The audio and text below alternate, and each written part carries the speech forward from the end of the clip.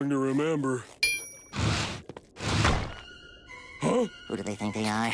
I've given the best years of my life to this place, and they think they can just fire me like that? Like trash? I don't think so. SpongeBob?